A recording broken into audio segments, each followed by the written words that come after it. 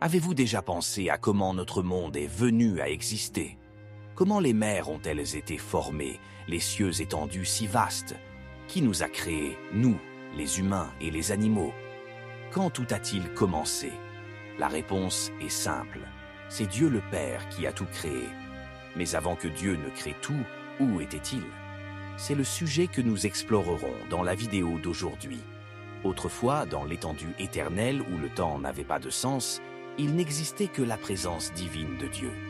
Au commencement, il y avait Dieu, infiniment puissant, infiniment sage et infiniment créatif. Dans les profondeurs de son être infini, Dieu a conçu un plan magnifique. Il a parlé dans le vide, et à chaque mot, le cosmos s'est mis en mouvement. Sa voix a résonné dans les ténèbres, portant la promesse de la création. Dieu n'a ni commencement ni fin, il est éternel. Dire où il était avant de créer le ciel et la terre signifie qu'il était dans un lieu au-dessus du ciel et de la terre. C'est le royaume de la gloire. Le psaume 81 dit « Ô Seigneur, notre Seigneur, que ton nom est magnifique sur toute la terre, toi qui as établi ta gloire au-dessus des cieux. » La gloire de Dieu est au-dessus des cieux. Dieu était dans un autre royaume avant de créer le ciel. Bien que la Bible ne précise pas ce à quoi cela ressemblait, nous pouvons raisonnablement conclure qu'il était dans un autre royaume de gloire.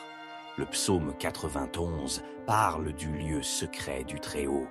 Dieu a un lieu secret qui n'est pas dans le ciel, car nous connaissons tous le ciel. Comment cela pourrait-il être un secret si nous le connaissons tous? Il est très probable que ce soit dans le royaume de la gloire, au-dessus des cieux. Au commencement, il n'y avait que les ténèbres, un vide profond et impénétrable qui s'étendait à l'infini. Pourtant, dans cette étendue intemporelle, la présence de Dieu planait, une force singulière de puissance infinie et de sagesse infinie.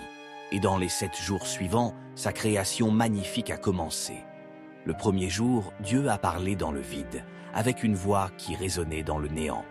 Genèse 1, 3 à 5 dit « Et Dieu dit, que la lumière soit. Et la lumière fut. Dieu vit que la lumière était bonne, et il sépara la lumière des ténèbres. Dieu appela la lumière jour, et les ténèbres nuit. Il y eut un soir, et il y eut un matin. Ce fut le premier jour. La brillance de cette lumière divine infusait chaleur et vie dans le cosmos informe. La danse céleste de la lumière et de l'ombre marquait le passage du temps dans cet univers nouvellement formé. À mesure que le premier jour touchait à sa fin, la brillance de la lumière s'estompa doucement dans les teintes douces du crépuscule. Puis, avec le doux souffle de sa brise, le matin arriva, une nouvelle aube, un témoignage du pouvoir créatif de Dieu. Et dans le rythme de chaque jour, de la première lumière au 7e jour de repos, l'histoire de la création continua de se dérouler, révélant la beauté et la merveille du plan divin de Dieu. Le 2e jour fut la création du vaste ciel. Genèse 1, 6 à 8 dit « Et Dieu dit qu'il y ait une voûte entre les eaux, pour séparer les eaux des eaux. Dieu fit la voûte, et sépara les eaux qui étaient au-dessous de la voûte, de celles qui étaient au-dessus. Et ce fut ainsi. Dieu appela la voûte ciel. Il y eut un soir, et il y eut un matin. Ce fut le 2e jour. Instantanément les cieux s'animèrent à la vie, alors que la parole créatrice de Dieu prenait forme. Au-dessus et en dessous, les eaux qui s'étaient autrefois mêlées dans une unité chaotique trouvèrent maintenant leur place. Dieu commanda doucement la séparation. Les eaux sous l'étendue se rassemblèrent, révélant les mers vastes, tandis qu'au-dessus, un firmament émergea, une voûte glorieuse s'étendant à travers l'univers. Alors que Dieu façonnait cette étendue céleste, il la nomma ciel, un auvent d'azur brillant s'étendant infiniment au-dessus de la terre nouvellement formée. Dans son embrassement, les eaux qui restaient au-dessus de l'étendue formèrent des nuages majestueux, dérivant gracieusement à travers les cieux. Le 2e jour se termina par une proclamation divine de complétion. Dieu contempla la séparation des eaux et la naissance du ciel, et il vit que c'était bon. La soirée descendit, jetant des teintes de crépuscule sur les eaux et le ciel. Puis, alors que la nuit cédait à l'aube, le matin émergea un témoignage de la création ordonnée et intentionnelle par la main de Dieu. Le troisième jour, d'un geste majestueux de sa main, les eaux se retirèrent, révélant des étendues de terre sèche en dessous. Des montagnes s'élevèrent, des vallées se formèrent, et des plaines s'étendirent à travers la terre nouvellement exposée. Genèse 1, 9 à 13 dit « Et Dieu dit que les eaux sous le ciel se rassemblent en un seul endroit, et que la terre ferme apparaisse. Et ce fut ainsi. Dieu appela la terre ferme terre, et les eaux rassemblées mer. Dieu vit que cela était bon. Puis Dieu dit que la terre produise de la végétation, des plantes portant des graines selon leur espèce, et des arbres fruitiers portant des fruits avec des graines en eux. Et ce fut ainsi. Il y eut un soir et il y eut un matin. Ces paroles portaient l'essence même de la vie, et immédiatement la terre répondit. Du sol nouvellement formé, des pousses de verre commencèrent à émerger. Des herbes délicates tapissaient les plaines, leurs fines lames captant les premiers rayons de soleil. Des arbustes et des buissons ornaient le paysage, chacun éclatant de bourgeons et de fleurs de couleurs variées. Des arbres majestueux et imposants étendaient leurs branches, portant des fruits de toutes sortes, chacun avec des graines en eux. La terre se réjouissait en obéissance à son Créateur, alors que l'air se remplissait du doux parfum des fleurs et du bruissement des feuilles dans la douce brise. Dieu regarda cette tapisserie florissante de la vie avec une profonde satisfaction. C'était une symphonie de création, chaque plante et arbre remplissant son but dans la trame complexe de l'existence.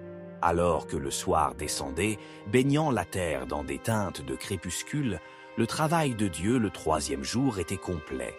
Et alors que le matin se levait à nouveau, la terre scintillait de la brillance de la touche créative de Dieu, un témoignage de sa sagesse, de son pouvoir et de son amour infini pour toute la vie. Ainsi, le troisième jour de la création, Dieu façonna la terre en un jardin luxuriant et fertile, regorgeant de la promesse de croissance et d'abondance. Après la création de l'environnement vaste sur terre, au quatrième jour, Dieu créa le soleil, la lune et les étoiles dans le ciel.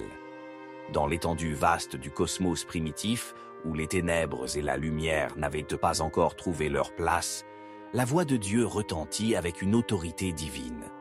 Genèse 1, 14 à 19 dit « Et Dieu dit qu'il y ait des lumières dans la voûte du ciel pour séparer le jour de la nuit et qu'elles servent de signe pour marquer les époques, les jours et les années, et qu'elles servent de lumière dans la voûte du ciel pour éclairer la terre. Et ce fut ainsi. Dieu fit deux grandes lumières, la plus grande pour gouverner le jour et la plus petite pour gouverner la nuit. Il a aussi fait les étoiles. Dieu les a placées dans la voûte du ciel pour éclairer la terre, pour gouverner le jour et la nuit, et pour séparer la lumière des ténèbres. Et Dieu vit que cela était bon. Il y eut un soir, il y eut un matin. Ce fut le quatrième jour. Par ces paroles, les cieux s'agitèrent. L'étendue informe au-dessus de la terre scintillait d'anticipation, tandis que le décret créatif de Dieu prenait forme. Soudain, comme émergeant du tissu même de l'existence, deux grandes lumières apparurent. Le soleil pour gouverner le jour avec sa chaleur radieuse et la lune pour présider la nuit avec sa douce lueur. Les étoiles, innombrables, ornaient le ciel céleste, chacune placée avec un soin méticuleux par la main du Créateur. Dieu contempla cette symphonie céleste avec délice. Il vit que cela était bon, car les lumières dans le ciel gouvernaient de maintenant le rythme du temps et les saisons sur la terre. À mesure que la soirée descendait sur le quatrième jour de la création, les cieux scintillaient de la brillance des constellations nouvellement formées. La terre en dessous se baignait dans la douce lumière de la lune, tandis que le soleil plongeait sous l'horizon, jetant une lueur chaude sur le paysage. Et lorsque le matin se leva de nouveau, le monde fut baigné dans la splendeur renouvelée de la création de Dieu, un témoignage de sa sagesse, de sa puissance et de son soin aimant pour tout ce qu'il avait fait. Ce fut un moment d'art divin où les cieux et la terre dansèrent ensemble en harmonie sous le regard attentif de leur Créateur. Dans l'étendue tranquille du 5e jour de la création, les eaux de la mer scintillaient sous la caresse douce du soleil du matin. Au-dessus, le ciel s'étendait vaste et clair, une toile en attente de la touche de la créativité divine. Genèse 1, versets 20 et 23 dit « Et Dieu dit, que les eaux regorgent d'êtres vivants et que les oiseaux volent au-dessus de la terre, à travers la voûte du ciel. Ainsi, Dieu créa les grands animaux marins et tous les êtres vivants qui peuplent les eaux selon leur espèce, et chaque oiseau ailé selon son espèce. Et Dieu vit que cela était bon. Dieu les bénit en disant « Soyez féconds et multipliez-vous, et remplissez les eaux des mers, et que les oiseaux se multiplient sur la terre. » Il y eut un soir, il y eut un matin. De grands baleines plongeaient et s'élançaient dans les profondeurs de l'océan. Des dauphins élégants dansaient en arcs gracieux, et une myriade de poissons se faufilaient dans les eaux azurées, leurs écailles scintillant comme des joyaux précieux au soleil. Au-dessus d'eux, le ciel devint une toile pour la grâce aviaire. Des oiseaux de toutes formes et de toutes couleurs prirent leur envol, leurs ailes tranchant l'air avec une élégance sans effort. De l'aigle majestueux au délicat colibri, chaque oiseau fut façonné avec une beauté et une utilité complexes. Dieu contempla cette symphonie de la vie avec joie et satisfaction. Il vit que cela était bon, car les mers et les cieux étaient maintenant remplis de la vitalité de sa création. À mesure que le soir drapait le monde de teintes crépusculaires, les créatures marines continuaient leur danse gracieuse sous les vagues, tandis que les oiseaux trouvaient repos dans des nids perchés haut dans les branches. C'était un témoignage de sa créativité infinie et de son désir pour la vie de prospérer dans chaque recoin de la terre qu'il avait formée avec amour. Au 6e jour de la création, l'apogée de l'œuvre de Dieu fut atteint avec un commandement divin. Il fit apparaître les créatures qui parcourraient la terre, le lion majestueux avec sa crinière, flottant comme une couronne dorée, le guépard rapide avec ses taches, se fondant parfaitement dans la savane, l'éléphant robuste avec ses yeux sages, contemplant le monde avec une connaissance ancestrale.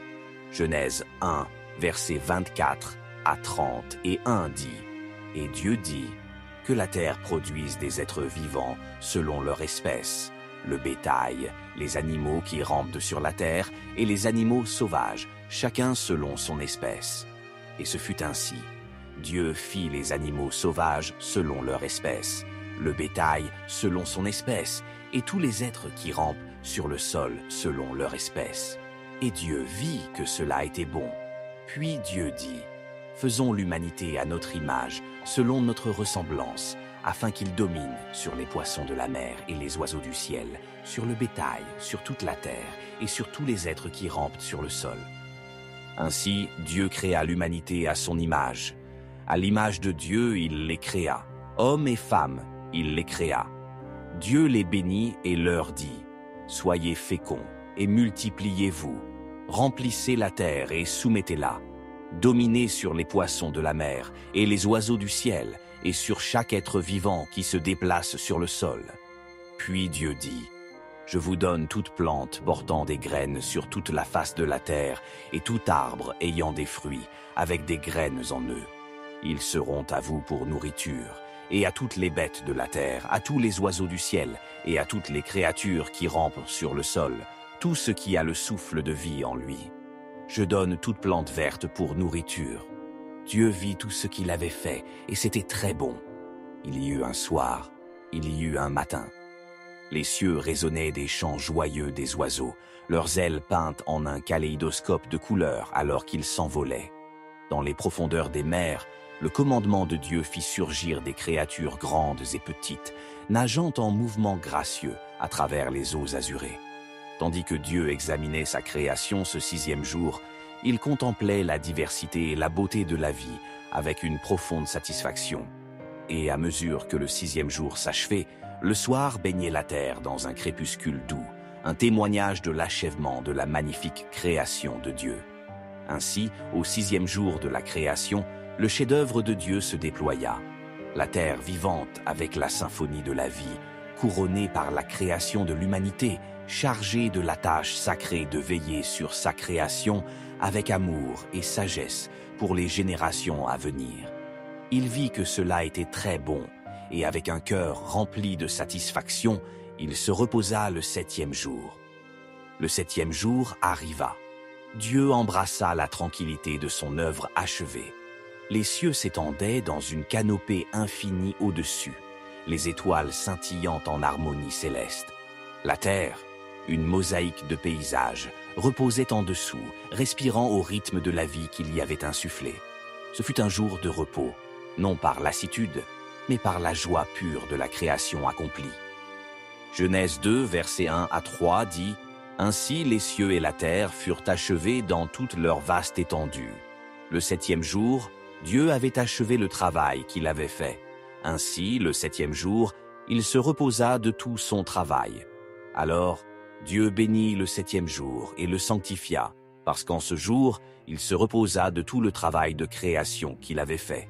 Dieu bénit le 7e jour et le sanctifia, le mettant à part comme saint.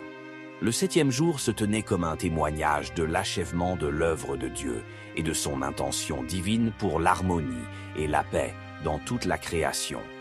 Au début de tout, Dieu était toujours là. Psaume 19, verset 1. Les cieux racontent la gloire de Dieu et le firmament proclame l'œuvre de ses mains. Romains 1, verset 20. En effet, depuis la création du monde, les qualités invisibles de Dieu, sa puissance éternelle et sa nature divine, ont été clairement visibles, se comprenant par ce qu'il a fait, afin que les gens soient sans excuse. La création est un don de Dieu à lui-même, et la création est un don qui mène à la célébration. Si cette vidéo vous a béni de quelque manière que ce soit, n'oubliez pas de cliquer sur le bouton « J'aime », de commenter vos pensées, et de cliquer également sur le bouton « Super Thanks ».